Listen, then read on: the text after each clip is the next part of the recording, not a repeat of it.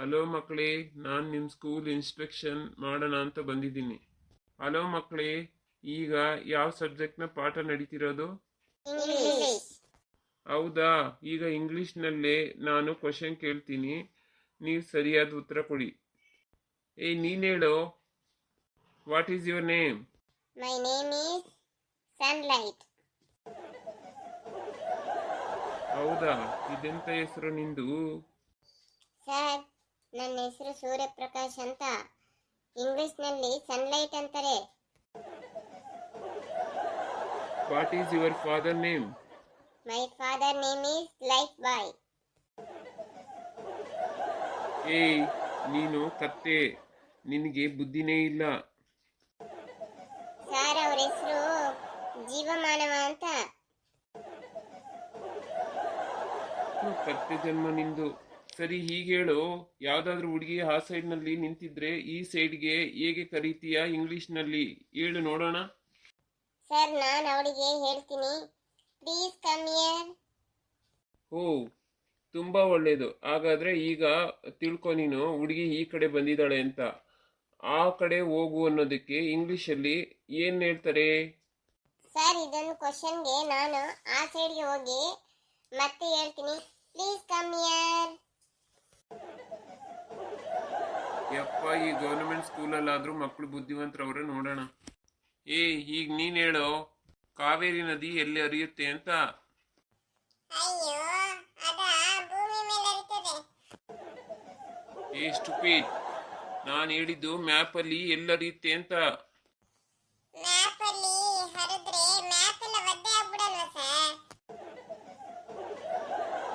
ಕುತ್ಕೊಳ್ಳೋ ಸಾಕು ನೀನು. ಈಗ ನೀನ್ ಹೇಳೋ, ಮುಂದೆ ದೊಡ್ಡವನಾದ್ಮೇಲೆ ಏನಾಗ್ಬೇಕಂತಿದೀಯಾ?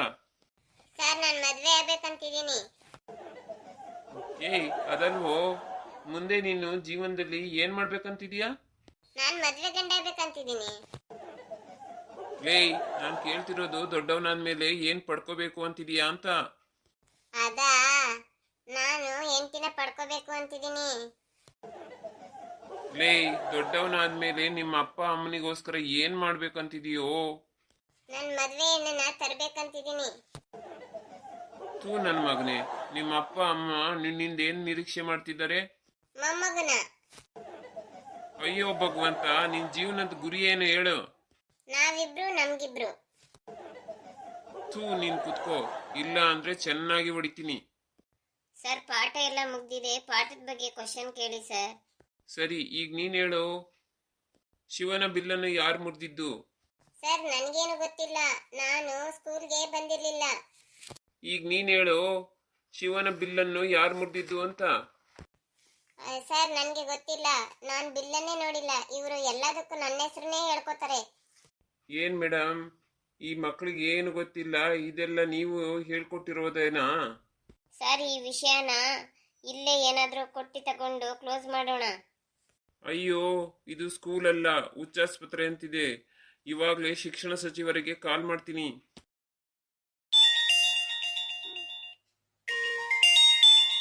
ಹಲೋ ಸರ್, ನಾನು ಸ್ಕೂಲ್ ಇನ್ಸ್ಪೆಕ್ಷನ್ ರಾಕೇಶ್ ಮಾತಾಡ್ತಿರೋದು. ಹೇಳಿ ರಾಕೇಶ್. ಸರ್, ಈ ಗವರ್ನಮೆಂಟ್ ಸ್ಕೂಲ್ ಮಕ್ಕಳಿಗೆ ಸ್ವಲ್ಪನೂ ನಾಲೆಡ್ಜೇ ಇಲ್ಲ. ಶಿವನ ಬಿಲ್ಲನ್ನು ಯಾರು ಮುರಿದಿದ್ದು ಅನ್ನೋದೇ ಗೊತ್ತಿಲ್ಲ. ಹೌದಾ? ನಾನು ಗುಮಸ್ತಂಗೆ ಫೈಲಲ್ಲಿ ನೋಡಕ್ ಹೇಳ್ತೀನಿ ತಡೀರಿ. ರಾಮ್ಲಾಲ್, ಆ ಗವರ್ನಮೆಂಟ್ ಸ್ಕೂಲ್ ಫೈಲ್ ತಗೊಂಬನ್ನಿ. ಅದರಲ್ಲಿ ಯಾವ್ದಾದ್ರು ಗವರ್ನಮೆಂಟ್ ಸ್ಕೂಲ್ಗೆ ಬಿಲ್ಲನ್ನ ಕೊಟ್ಟಿದೀವ ಅಂತ ನೋಡಿ ಹೇಳಿ.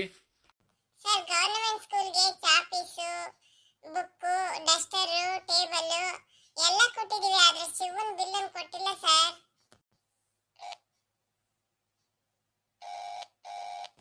ಈ ಕಚಡ ನನ್ನ ಮಗನೇ, ಮಕ್ಕಳ ಬಗ್ಗೆ ಸ್ಕೂಲ್ ಬಗ್ಗೆ ಸುಳ್ಳು ಕಂಪ್ಲೇಂಟ್ ಮಾಡ್ತಿದೀಯಾ?